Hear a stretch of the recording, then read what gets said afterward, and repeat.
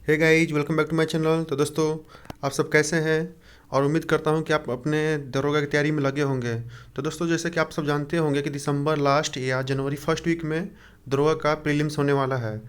तो और इस प्रीलिम्स के लिए हम पहले से जितनी भी तैयारी की है उसका अब हम टेस्ट देकर अपने को परखेंगे कि कितना हमारा मार्क्स आ रहा है।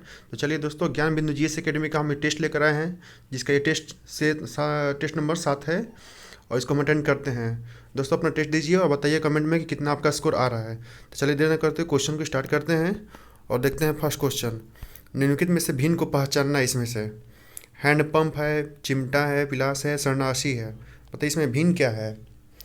इसमें भिन्न का मतलब समझ रहे दोस्तों क्या हो रहा है। इसमें भिन्न का बताया जा रहा है कि ये कौन सा उत्तोलक है। उत्तोलक जो होते हैं कौन टाइप का है, प्रथम है, द्वितीय है, तृतीय है, उसी को पहचानना है। तो बताइए इसमें कौन सही आंसर क्या होगा। तो इसका सही आंसर होगा दोस्तों बी, चिमटा, क्योंकि चिमटा तृतीय उत्तोलक है। चलिए इस क्वेश्चन को देखते हैं। रासायनिक ऊर्जा को प्रकाश में ऊष्मा ऊर्जा में परिवर्तन करता है कौन। ए विद्युत सेल, बी सोलर सेल, सी ट्यूबलाइट और डी मोमबत्ती। रासायनिक ऊर्जा को प्रकाश में ऊष्मा में परिवर्तन कर रहा है, बताइए कौन सा। तो जैसा सब आप दोस्तों जानते होंगे, इसका सही आंसर मोमबत्ती होगा। चलिए इस क्वेश्चन को देखते हैं। निम्नलिखित कथनों पर विचार कीजिए। किसी उपग्रह की कक्षीय चाल बढ़ाने से परिक्रमण काल बढ़ती है। डू, किसी उपग्रह की कक्षीय परिधि घटाने से परिक्रमण काल घटती है। उपरोक्त में से कौन से कथन सही है, इसका ये जवाब देना है। ऑप्शन सुनिए, केवल 1, केवल 2, 1 और 2 दोनों, और डी इनमें से कोई नहीं, यानी कि नॉट। तो दोस्तों इसका सही आंसर होगा नॉट, यानी कि कोई सही नहीं है। चलिए आगे देखते हैं। यदि द्रव का प्रवाह का वेग उसके क्रांतिक वेग से अधिक होता है तो उसका प्रवाह निर्भर करता है किस पर। ए उसकी श्यानता पर, बी उसके घनत्व पर, सी उसके दाब पर, और डी उसकी पृष्ठीय तनाव पर। तो इसका क्या आंसर होगा। तो दोस्तों इसका आंसर होगा बी, उसकी घनत्व पर। आगे देखते हैं। निम्नलिखित में से विद्युत चुम्बकीय तरंग के संबंध में असत्य कौन सा है। ए इसकी प्रकृति धनात्मक होती है, बी यह अनुप्रस्थ तरंग होती है, सी इसकी अवधारणा मैक्सवेल ने दिया था, और डी यह फोटोन की बनी होती है। इसमें से असत्य को पहचानना है। तो दोस्तों इसका सही आंसर होगा ए, इसकी प्रकृति धनात्मक होती है, ये गलत बात है। चलिए आगे देखते हैं। ध्वनि दिन की अपेक्षा रात में अधिक दूर तक सुनाई देती है, इसका कारण क्या है। ए व्यक्तिकरण, बी ध्रुवण, सी अपवर्तन और डी परावर्तन। बताइए क्यों ऐसा होता है। अपवर्तन के कारण, ऑप्शन सी। चलिए आगे देखते हैं। ताप गति के प्रथम नियम का संबंध किससे है। ए चार्ल्स के नियम पर, बी न्यूटन का शीतलन नियम पर, सी ऊष्मा विनिमय के नियम पर, और डी ऊर्जा संरक्षण के नियम पर। बताइए कौन सा होगा। तो दोस्तों इसका सही आंसर होगा डी, ऊर्जा संरक्षण नियम पर। चलिए आगे देखते हैं। कांच की लेंस को जब पानी में डुबाया जाता है तो कौन सा प्रभाव दिखाई देता है। लेंस की क्षमता घट जाती है, बी उसकी फोकस दूरी घट जाती है, सी लेंस की क्षमता बढ़ जाती है, और डी लेंस की प्रकृति बदल जाती है। बताइए क्या होगा। तो दोस्तों इसका सही आंसर होगा ए, लेंस की क्षमता घट जाती है। चलिए आगे देखते हैं। जब विद्युत प्रतिरोध को श्रेणी क्रम में संयोजित किया जाता है तो इसमें विद्युत धारा का मान क्या होगा। ऑप्शन देखते हैं। 9 वाला का समान रहता है, भिन्न रहता है, अधिकतम होता है, इनमें से कोई नहीं। बताइए कौन सा आंसर होगा। तो इसका सही आंसर होगा ए, समान रहता है। चलिए ग्राफों को 10 को देखते हैं। चुंबकीय फ्लक्स का एसआई मात्रा क्या है। ए टेस्ला, बी मैक्सवेल, सी गाउस और डी इनमें से कोई नहीं। बताइए इसका क्या आंसर होगा। चुंबकीय फ्लक्स का पूछा जा रहा है। तो दोस्तों इसका आप जानते होंगे आंसर, इसका मैक्सवेल होगा। चलिए आगे देखते हैं। निम्नलिखित में से कौन सा मैग्नीशियम का कोर इलेक्ट्रॉन है। ए 2 8, बी 2 8 1, सी 2 8 8 और 8 है, सॉरी डी 2 8 2। कौन सा इसका आंसर होगा। तो सही इसका आंसर होगा दोस्तों 2 और 8। चलिए आगे देखते हैं। ससंयोजी यौगिक के संबंध में निम्न में से कौन सा कथन असत्य है। ये अणु के रूप में होते हैं, बी इसके क्वथनांक के दौरान निम्न होते हैं, सी ये जल में घुलनशील होते हैं, और डी इनमें से कोई नहीं। तो दोस्तों इसका सही आंसर होगा ये जल में घुलनशील होते हैं, ऑप्शन सी। नदी का गंदा जल उदाहरण किसका है। ए कोलाडी विलयन का, बी निलंबन विलयन का, सी वास्तविक विलयन का, और डी इनमें से कोई नहीं। तो दोस्तों इसका सही आंसर होगा बी, निलंबन विलयन का। चलिए आगे देखते हैं। चार्ल्स का नियम का अचर कांस्टेंट क्या है। ए ताप, बी आयतन, सी परिमाप, और डी दाब। बताइए इसका सही आंसर क्या होगा। तो दोस्तों इसका सही आंसर होगा डी, दाब। चलिए आगे देखते हैं। बोरेक्स अयस्क है। ए सोडियम का, बी पोटेशियम का, सी कैल्शियम का, और डी मैग्नीशियम का। बताइए। तो इसका सही आंसर होगा ए, सोडियम का। चलिए आगे देखते हैं। ग्रास में कौन सा अम्ल होता है? A, glutamic acid, B, oxalic acid, C, benzoic acid और डी, एसिटिक एसिड। बताइए कौन सा होता है घास में? दोस्तों इसका इसमें होता है बेंजोइक एसिड। घास में बेंजोइक एसिड होता है। घास में कौन सा एसिड होता है? Benzoic acid. चलिए आगे देखते हैं। हाइड्रोजन बम का आविष्कारक है? A, Edward Teller, B, Werner von Braun, C, J, Robert Oppenheimer और डी, सैमुअल कोहेन। बताइए इसका सही आंसर क्या होगा? तो इसका सही आंसर होगा ए, एडवर्ड टेलर। चलिए आगे देखते हैं। आवर्त सारणी में वर्ग में ऊपर से नीचे जाने पर इलेक्ट्रॉन प्रीति का मान होता है? ए, बढ़ती है, बी, घटती है, सी, अपवर्तित होता है, डी, इनमें से कोई नहीं। तो दोस्तों इसका सही आंसर होगा बी, घटती है। चलिए आगे देखते हैं। हवाई जहाज का ढांचा बनाने में निम्नलिखित में से किस मिश्र धातु का प्रयोग किया जाता है? ए, ड्यूरेलियम, बी, रोज मेटल, सी, मैग्नीशियम और डी, टाइप मेटल। बताइए कौन सा धातु का उपयोग होता है? इसका दोस्तों होगा मैग्नीशियम। मैग्नीशियम का प्रयोग होता है, मिश्र धातु है, उसको हवाई जहाज में बनाने के काम आता है। अच्छा नेक्स्ट देखते हैं। एक बार यह मिश्रण है hydrochloric acid plus sulphuric acid का, B, hydrochloric acid plus nitric acid का, C, sulphuric acid plus nitric acid का और D, hydrochloric acid plus carbonic acid का। बताइए कौन सा आंसर होगा? तो दोस्तों इसका सही आंसर होगा B, hydrochloric acid plus nitric acid. Hydrochloric acid plus nitric acid. चलिए नेक्स्ट देखते हैं किस नंबर क्वेश्चन को। आधुनिक चिकित्सा शास्त्र का जनक किसे माना जाता है? ए, हिपोक्रेटस को, बी, थियोफ्रेटस को, सी, अरस्तु को, डी, ट्रेनेवर्स को। तो इसका सही आंसर होगा हिपोक्रेटस को। आधुनिक चिकित्सा का जनक हिपोक्रेटस को कहा जाता है। आगे देखते हैं। स्ट्रोमा निम्नलिखित में से किस कोशिका में उपस्थित रहता है? ए, माइटोकॉन्ड्रिया में, बी, तारकाय में, सी, लोक में और डी, रसधानी में। तो दोस्तों इसका सही आंसर होगा सी, लौक में। चलिए नेक्स्ट देखते हैं। न्यूट्रॉन इकाई है? ए, जीन की कार्य का, बी, तंत्रिका ऊतक का, सी, उत्सर्जन की, डी, उत्परिवर्तन की। दोस्तों इसका सही आंसर होगा उत्परिवर्तन की, डी। आगे देखते हैं। गेहूं, मक्का तथा बांस किस कुल से संबंधित पौधा है? ए, लिलियेसी, बी, मालवेसी, सी, ग्रेमिनेसी और डी, पाल्मी। मक्का ये तीनों किस कुल का है? दोस्तों ग्रेमिनेसी का है, ये ग्रेमिनेसी कुल का पौधा है। चलिए नेक्स्ट देखते हैं। पुष्प का नर भाग होता है? ए, पुंकेसर, बी, जयांग, सी, वर्तिका और डी, इनमें से कोई नहीं। तो इसका सही आंसर आप सब जानते होंगे, पुंकेसर। बालू में उगने वाले पौधों को कहा जाता है? एरिमोफाइट्स, बी, लिथोफाइट्स, सी, हेलियोफाइट्स और डी, सोमोफाइट्स। तो दोस्तों इसका सही आंसर होगा डी, सोमोफाइट्स। सोमोफाइट्स। चलिए नेक्स्ट देखते हैं। काइटिन, डोरिस इत्यादि किस संघ का जीव है? ए, आर्थ्रोपोडा, बी, मोलस्का, सी, इकाइनोडर्मेटा और D, chordata.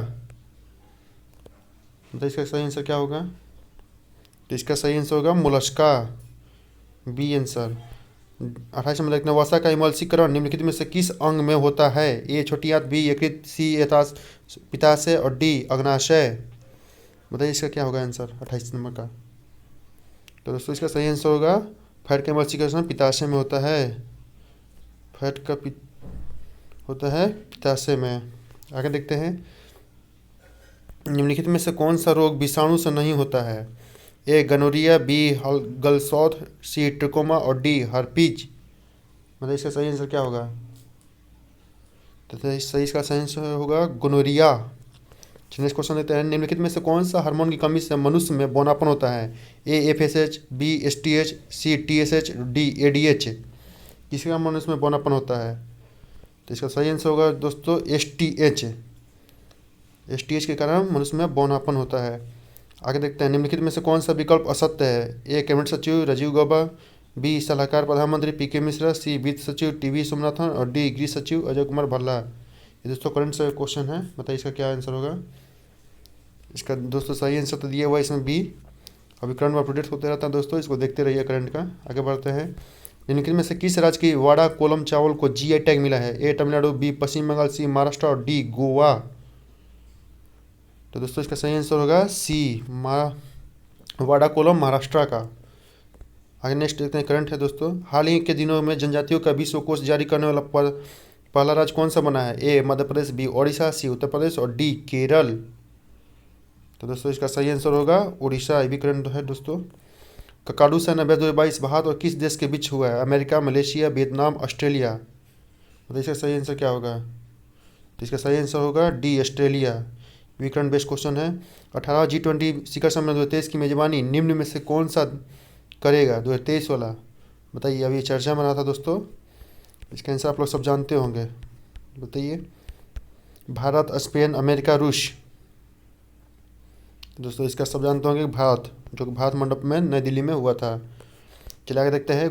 Global hunger index 2022 में प्रथम स्थान बेलारूस को प्राप्त हुआ, जबकि भारत को कौन सा स्थान प्राप्त हुआ? ए 101, बी 105, सी 107 और डी 109। बताइए 2022 का रिपोर्ट पूछा जा रहा है। बताइए इसका सही आंसर क्या होगा? तो दोस्तों इसका सही आंसर होगा सी 107वां। दोस्तों ये 2022 का पूछा जा रहा है, लेकिन अभी प्रकाशन जो आया हुआ है रिपोर्ट, ये 2023 में रिपोर्ट आया हुआ है। तो अभी 2023 का जो अगर पूछा जाए रैंकिंग, तो भारत का 107वां है। चलिए आगे देखते हैं। हाल ही में कौन सा देश जूलजान रॉकेट का अंतरिक्ष में लॉन्च किया है? ए ईरान, बी इजराइल, सी दक्षिण कोरिया और डी चीन। बताइए इसका सही आंसर क्या होगा? जूलजान नामक रॉकेट। तो दोस्तों इसका सही आंसर होगा ईरान।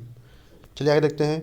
हाल ही में कौन सा राज्य दुर्गावती टाइगर रिजर्व को नए टाइगर रिजर्व के रूप में मान्यता दी है? ए महाराष्ट्र, बी उत्तर प्रदेश, सी तमिलनाडु और डी मध्य प्रदेश। बताइए दुर्गावती टाइगर रिजर्व। दोस्तों इसका आंसर होगा मध्य प्रदेश। चलिए आगे देखते हैं। मेजर ध्यानचंद पुरस्कार 2022 शरद कमल अंचत को दिया गया, इसका संबंध किस खेल से है? A badminton, B tennis, table tennis, C शतरंज और डी तीरंदाजी। तो दोस्तों इसका सही आंसर होगा टेबल टेनिस। चलिए आगे देखते हैं। 22वां राष्ट्रमंडल खेल 2022 में भारत को सर्वाधिक पदक प्राप्त हुआ। ए कुश्ती में, बी भारोत्तोलन में, सी बॉक्सिंग में और डी टेबल टेनिस में। बताइए कौन सा होगा? तो उसका सही आंसर होगा ए कुश्ती में। चलिए नेक्स्ट क्वेश्चन को देखते हैं। क्वीन ऑफ फायर नामक पुस्तक के लेखक कौन है?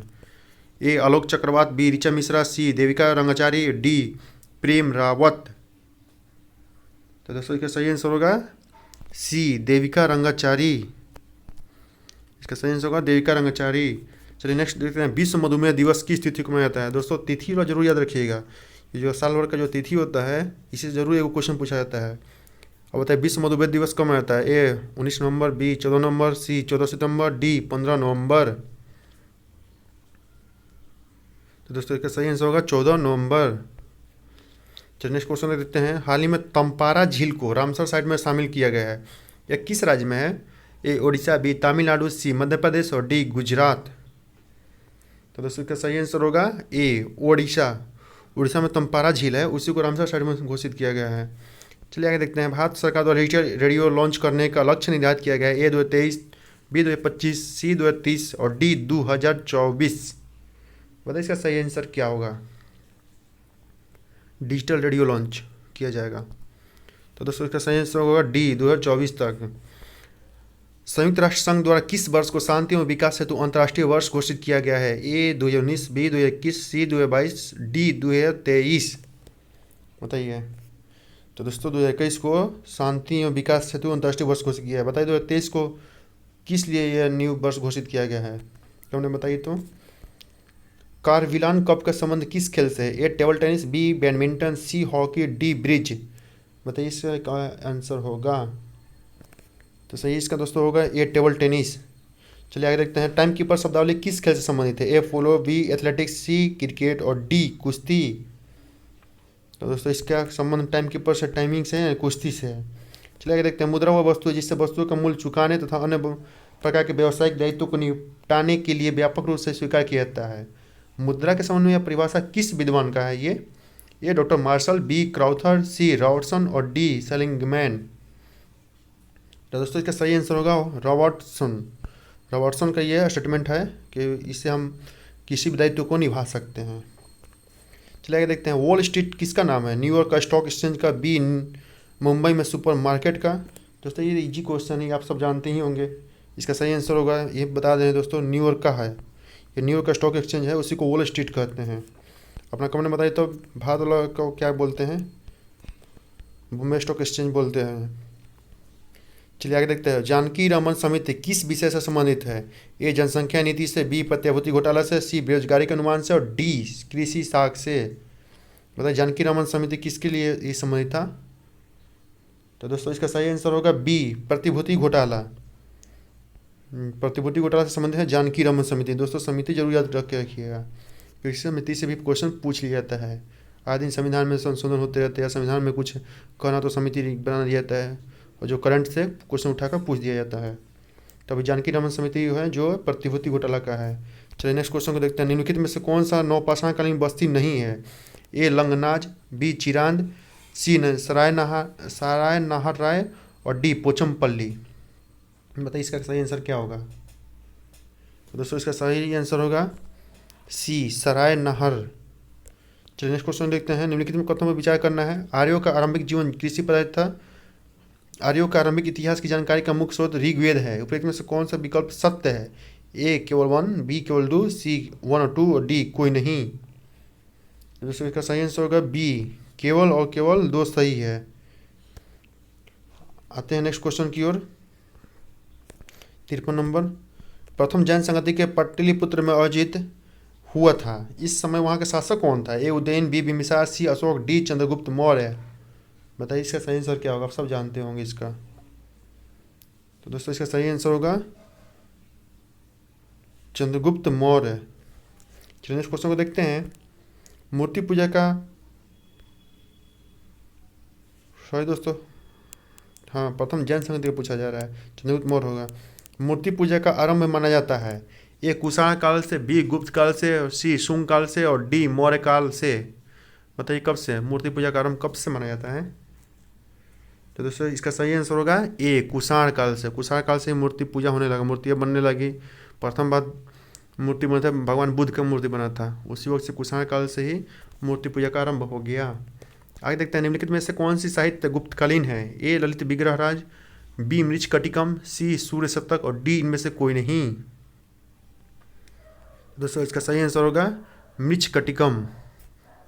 नेक्स्ट क्वेश्चन को देखते हैं। सल्तनत काल का सबसे पढ़ा लिखा विद्वान शासक जो धार्मिक दृष्टि से उदार व सहिष्णु था। मोहम्मद बिन तुगलक, बी फिरोज तुगलक, सी बहलोल लोदी और डी इल्तुतमिश। बताइए इसका सही आंसर क्या होगा? तो दोस्तों इसका सही आंसर होगा मोहम्मद बिन तुगलक। चलिए आगे देखते हैं। कृष्ण का अवतार किस संत को माना जाता है? बी ए सूरदास, बी रैदास, सी चैतन्य महाप्रभु, डी दादू। किसका अवतार माना जाता है? चैतन्य महाप्रभु को। चैतन्य महाप्रभु को कृष्ण का अवतार माना जाता है, याद रखिएगा दोस्तों। चलिए नेक्स्ट क्वेश्चन देखते हैं। निम्नलिखित में से कौन से मुगल शासक ने यह लिखा है कि भारतीय मरना जानते हैं, लड़ना नहीं? ए हुमायूं, बी अकबर, सी औरंगजेब और डी बाबर। बताइए इसका सही आंसर क्या होगा? तो दोस्तों ये स्टेटमेंट है बाबर का। बाबर का तब तक भारतीय मरना जानते हैं लेकिन लड़ना नहीं। चलिए आगे देखते हैं। निम्नलिखित में से कौन सा विकल्प लॉर्ड कैनिंग से संबंधित नहीं है? ए विधवा पुनर्विवाह अधिनियम का लागू होना, बी महालेखा परीक्षक के पद के सृजन, सी वुड डिस्पैच का लागू होना और डी पोर्टफोलियो प्रणाली की शुरुआत। बताइए इसमें सही आंसर क्या होगा जो इससे संबंधित नहीं है? तो दोस्तों इसका सही आंसर होगा सी वुड डिस्पैच लागू होना। बताइए वुड डिस्पैच कब आया था और कब लागू हुआ था? ताना भगत आंदोलन से प्रभावित क्षेत्र कौन सा था? ए बिहार, बी झारखंड, सी उड़ीसा और डी पश्चिम बंगाल। तो दोस्तों इसका सही आंसर है अपना बिहार। चलिए आगे देखते हैं। 1897 की क्रांति की शुरुआत हुई थी 34वां एनआई से, बी 20वां एनआई से, सी 24वां एनआई से और डी 33वां एनआई से। बताइए इसका सही आंसर क्या होगा? तो दोस्तों इसका सही आंसर होगा 1897 की क्रांति की शुरुआत 20वीं नेटिव इन्फेंट्री से शुरुआत हुई थी। इसका दोस्तों देखिए तो इसका थोड़ा डाउट लग रहा है, इसमें शायद 34वां होना चाहिए। इसका देखिएगा, क्वेश्चन गूगल पर सर्च कीजिएगा आप लोग। आगे देखते हैं। रिडल्स इन हिंदुइज्म के लेखक हैं ए जवाहरलाल नेहरू, बी अरविंद घोष, सी स्वामी दयानंद सरस्वती और डी बी आर अम्बेडकर। तो दोस्तों इसका सही आंसर बी आर अम्बेडकर हैं। चलिए आगे देखते हैं। 63 नंबर। निम्नलिखित में से कौन सा विकल्प गलत है? ए इंडियन एसोसिएशन सुरेंद्रनाथ बनर्जी द्वारा, बी शारदा सदन रमाबाई द्वारा, सी स्वतंत्र धार्मिक पार्टी नारायण मल्हार जोशी द्वारा, डी बहिष्कृत हितकानी सभा बी आर अम्बेडकर द्वारा। इसमें गलत पहचानना है। बताइए कौन सा आंसर होगा? तो इसका सही आंसर होगा स्वतंत्र श्रमिक पार्टी, ये वाला गलत है। चलिए आगे देखते हैं, खिलाफत आंदोलन का नेतृत्व बिहार से किसने किया था? ए हसरत मोहानी, बी है मजहर उल हक, सी राजेंद्र प्रसाद और डी श्री कृष्ण सिंह। बताइए इसका सही आंसर क्या होगा? तो इसका सही आंसर होगा मजरूल हक। चलिए आगे देखते हैं, महात्मा गांधी द्वारा स्थापित नटाल कांग्रेस का स्थापना वर्ष 1894, 1896, 1904, 1910 कब हुआ था? इसका दोस्तों नटाल कांग्रेस का स्थापना 1894 में हुआ था। चलिए आगे देखते हैं, आगती हवाई अड्डा स्थित है अंडमान में, बी निकोबार में, सी कोरोमंडल क्षेत्र में और डी लक्षद्वीप में। तो सही इसका दोस्तों आंसर है लक्षद्वीप में। आगे देखते हैं, ब्रह्मपुत्र नदी भारत में प्रवेश करती है, ए दिम्पू दर्रा से, बी बोम्बिडिया दर्रा से, सी यांग्याप दर्रा से और डी इनमें से कोई नहीं। बताइए कौन सा होगा सर का? तो दोस्तों इसका सही आंसर है यांग्याप दर्रा से। यांग्याप दर्रा से ही होकर ब्रह्मपुत्र नदी भारत में प्रवेश करती है, जो असम साइड में है। राष्ट्रीय जलमार्ग संख्या 6 किस नदी पर है? ए बराक नदी पर, बी तीस्ता नदी पर, सी कृष्ण नदी पर और डी बैगाई नदी पर। तो दोस्तों इसका सही आंसर होगा ए बराक नदी पर। चलिए दोस्तों नेक्स्ट देखते हैं, बालामुरी जलप्रपात किस राज्य में अवस्थित है? ए तमिलनाडु, बी कर्नाटका, सी आंध्र प्रदेश और डी तेलंगाना। तो दोस्तों इसका सही आंसर होगा बी कर्नाटका में। चलिए आगे देखते हैं, ग्रीष्म ऋतु में आने वाली फलों वाली बौछार वर्षा से लंबवत राज्य कौन सा है? केरल, कर्नाटका, असम, इनमें से कोई नहीं। तो दोस्तों इसका सही आंसर है, जो फलों वाली बौछार वर्षा होती है उससे लंबवत होता है केरल। चलिए आगे देखते हैं, निम्नलिखित कथनों पर विचार कीजिए। जलोढ़ मृदा में पोटास एवं चूने की अधिकता होती है तथा इसमें मृदा संस्तर यानी कि सॉइल प्रोफाइल नहीं पाया जाता है। दूसरा का, जलोढ़ मृदा को 4 भागों में वर्गीकृत किया जा सकता है और विपरीत में से कौन सा विकल्प सत्य है? केवल एक सत्य है, केवल 2 सत्य है, केवल 1 और 2 दोनों सत्य है, इनमें से कोई नहीं। तो दोस्तों इसका सही आंसर होगा सी 1 और 2 दोनों सही है। चलिए आगे देखते हैं, उष्णकटिबंधीय सदाबहार वनस्पतियों का घर कहा जाता है? ए अंडमान निकोबार को, बी पश्चिमी घाट को, सी शिवालिक के गिरिपद को और डी इनमें से कोई नहीं। तो दोस्तों इसका सही आंसर है ए अंडमान निकोबार को। चलिए आगे देखते हैं, मैक्रोनी कौन सी फसल की किस्म है? ए धान, बी बाजरा, सी मक्का, डी गेहूँ। तो दोस्तों इसका सही आंसर होगा डी गेहूँ का है। मैक्रोनी गेहूँ का किस्म है। आगे देखते हैं, भारत में पशु की गणना आयोजित होती है प्रत्येक 10 वर्ष पर, 15 वर्ष पर, 5 वर्ष पर, 7 वर्ष पर। बताइए पशु की गणना कितने वर्ष पर होती है? ये दोस्तों पशु की गणना 5 वर्षों पर होती है, प्रत्येक 5 वर्ष पर पशु की गणना की जाती है। चलिए आगे देखते हैं, पश्मीना ऊन की प्राप्ति होती है भेड़ से, खरगोश से, बकरी से, इनमें से कोई नहीं। दोस्तों इसका सही आंसर है सी बकरी से। पश्मीना बकरी से, उसी से ऊन प्राप्त होता है। चलिए आगे देखते हैं, इंगल नेस्ट वन्यजीव अभयारण्य अवस्थित है असम, अरुणाचल, त्रिपुरा या मेघालय, किसमें अवस्थित है? तो दोस्तों इसका सही आंसर होगा बी अरुणाचल प्रदेश में अवस्थित है। चलिए आगे देखते हैं, निम्नलिखित में से कौन सी गर्म जलधारा प्रशांत महासागर की है? कनारी जलधारा, सुसीमा की जलधारा, फ्लोरिडा जलधारा, ब्राजील जलधारा। तो दोस्तों इसका सही आंसर होगा बी सुसीमा की जलधारा। चलिए 78 को देखते हैं, दस्ते कबीरा तथा दस्त लूट मरुस्थल किस देश में है? ए ईरान, बी इराक, सी चीन और डी सोमालिया। बताइए इसका सही आंसर क्या होगा? तो दोस्तों इसका सही आंसर होगा ईरान। चलिए आगे देखते हैं, सतकोशिया बाघ अभयारण्य किस राज्य में है? तमिलनाडु, पश्चिम बंगाल, उत्तर प्रदेश, ओडिशा। बताइए सतकोशिया बाघ अभयारण्य। तो दोस्तों इसका सही आंसर होगा ओडिशा। उड़ीसा में सतकोशिया बाघ अभयारण्य है। चलिए आगे देखते हैं, पाखुपीला किस राज्य की लोक नृत्य है? ए नागालैंड, बी मेघालय, सी मिजोरम और डी मणिपुर। तो दोस्तों इसका सही आंसर है मिजोरम। चलिए आगे देखते हैं, निम्नलिखित में कौन सी महिला संविधान सभा की सदस्य नहीं रही है? उषा मेहता, सरोजिनी नायडू, सी रेणुका राय और डी पूर्णिमा बनर्जी। तो दोस्तों इसका सही आंसर होगा उषा मेहता। चलिए आगे देखते हैं, लोकतांत्रिक व्यवस्था से अभिप्राय है शासन की शक्ति का शासन में निहित होना, व्यक्तियों की गतिविधियों को सीमित करना, शासन संचालन की संप्रभुता लिखा हुआ जनता के पास होना और डी में से कोई नहीं। बताइए लोकतांत्रिक व्यवस्था से क्या अभिप्राय है? तो इसका सही आंसर होगा सी शासन संचालन की संप्रभुता जनता के पास होना। आगे देखते हैं, निम्नलिखित में से किस देश के नागरिक को OCI overseas citizen of India में शामिल नहीं किया जाता है? ए नेपाल, बी भूटान, सी चीन और डी बांग्लादेश। तो दोस्तों इसका सही आंसर होगा डी बांग्लादेश, बांग्लादेश के देश लोगों को ओसीए में शामिल नहीं किया जाता है। चलिए नेक्स्ट क्वेश्चन को देखते हैं। सहकारी समिति का गठन करना कौन सा मौलिक अधिकार है? समानता का अधिकार, स्वतंत्रता का अधिकार, धार्मिक स्वतंत्रता का अधिकार, इनमें से कोई नहीं। बताइए कौन सा होगा? तो दोस्तों इसका सही आंसर होगा बी, सहकारी समिति का गठन करना स्वतंत्रता का अधिकार है। चलिए आगे देखते हैं। प्रधानमंत्री की नियुक्ति और अन्य मंत्रीगण की नियुक्ति की राष्ट्रपति की शक्तियों में से कौन सा है? विधायी शक्ति, कार्यपालिका शक्ति, वित्तीय शक्ति और न्यायिक शक्ति, कौन सा होगा? तो दोस्तों इसका सही आंसर होगा बी, कार्यपालिका शक्ति। चलिए नेक्स्ट क्वेश्चन को देखते हैं। अनुच्छेद 132 में उच्चतम न्यायालय को शक्ति प्रदान करता है। ये मूल अधिकारिता या आरंभिक अधिकारिता को लेकर के, सलाहकारी अधिकारिता को लेकर के, रीट अधिकारिता को लेकर या अपीलीय अधिकारिता को लेकर। बताइए कौन सा आंसर होगा? तो दोस्तों इसका सही आंसर होगा डी, अपीलीय अधिकारिता को लेकर 132 उच्चतम न्यायालय को यह शक्ति प्रदान करता है। व्यापार, वाणिज्य और समागम की स्वतंत्रता का प्रावधान किस देश से गृहीत किया गया है? आयरलैंड, बी ऑस्ट्रेलिया, सी ब्रिटेन और डी अमेरिका। बताइए कौन सा आंसर होगा? तो इसका सही आंसर होगा बी, ऑस्ट्रेलिया से व्यापार, वाणिज्य और समागम की स्वतंत्रता लिया गया है। चलिए आगे देखते हैं। निम्नलिखित में से किस राज्य में पंचायती राज व्यवस्था लागू नहीं होता?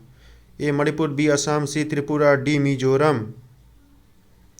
तो दोस्तों सब आप लोग अधिकतर लोग जानते होंगे, सभी को तो नहीं कर सकते हैं। मिजोरम में लागू नहीं होता है। ऑप्शन इसका डी होगा। चलिए आगे देखते हैं। निम्नलिखित में से कौन सा राष्ट्रीय राजनीतिक पार्टी नहीं है? ए बहुजन समाज पार्टी, बी भारतीय कम्युनिस्ट पार्टी, सी समाजवादी पार्टी और डी तृणमूल कांग्रेस पार्टी। तो दोस्तों अभी हाल ही में इसका अपडेटेशन हुआ है, जिसमें तृणमूल कांग्रेस पार्टी को, एनसीपी को हटा दिया गया है। बाकी तो है ही समाजवादी पार्टी, बहुजन समाज पार्टी है ही, सीपीआई-एम है, भारतीय कम्युनिस्ट पार्टी हट गया है अभी। ये भी दोनों हट गया, दोनों नहीं है अभी। चलिए आगे देखते हैं। लोकपाल का अध्यक्ष व सदस्य बनने के लिए न्यूनतम उम्र क्या होती है? लोकपाल का अध्यक्ष व सदस्य बनने के लिए बताइए कितनी अधिकतम उम्र होती है? 25 वर्ष, 30 वर्ष, 35 वर्ष, 45 वर्ष। तो दोस्तों इसका अधिकतम उम्र होती है 45 वर्ष। लोकपाल के लिए बनने के लिए 45 वर्ष उम्र निर्धारित किया गया है। चलिए नेक्स्ट क्वेश्चन देखते हैं। अंतर्राज्यीय परिषद की बैठक की अध्यक्षता किया जाता है किसके द्वारा? ए प्रधानमंत्री द्वारा, बी गृहमंत्री द्वारा, सी राष्ट्रपति द्वारा, डी मुख्य न्यायाधीश द्वारा। तो दोस्तों इसका अंतर्राज्यीय परिषद गठन जो है उसका अध्यक्षता प्रधानमंत्री द्वारा किया जाता है। भाषाई अल्पसंख्यकों के लिए अधिकारी की नियुक्ति राष्ट्रपति करेंगे। यह प्रावधान किस अनुच्छेद में है?